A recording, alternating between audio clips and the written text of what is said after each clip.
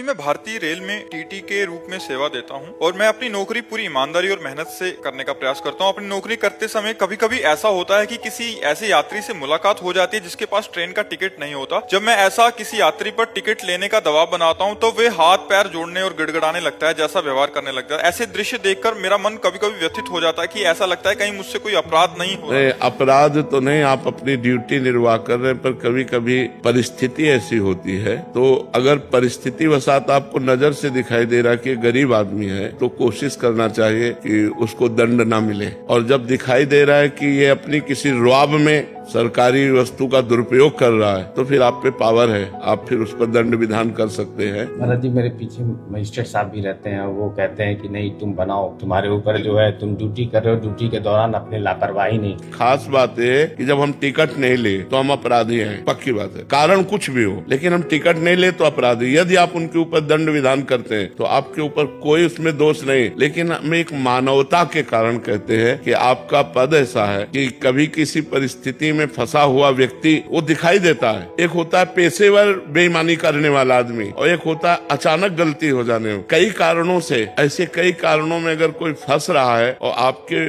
ऊपर ऑफिसर है, दबाव पड़ रहा है, तो आप अपनी जेब से लगा दीजिए कि 100 रुपया 500 रुपया मैं लगा देता हूँ, आगे से कभी चूक मत करना। तो मतलब इससे भगवान की कृपा प्राप्त होगी आपको।